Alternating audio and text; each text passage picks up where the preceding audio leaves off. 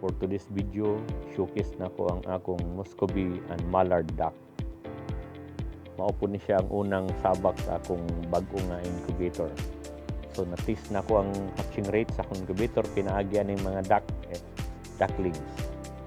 So Mallard duck na sila, Muscovy duck na sila. Gihatch na ko diha, it's because gibiyaan na sa mother duck ang iyang mga eggs.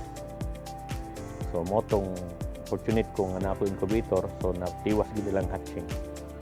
So mao na sila diha nang itlog ng mother duck. So mao ni siya ang akong ranging area. So mao na pud sila karon mga ducklings. So gilahi sila para at least safety sila sa mga dagko nga mga ducks. So mao ni siyang ranging area. So diri na ko sila ibutang og gabi para iwas predator. Tapos og daytime diri sila, free sila nga mag-swimming diha. Kay fortunate ko na adjacent dool akong area sa man-made na creek.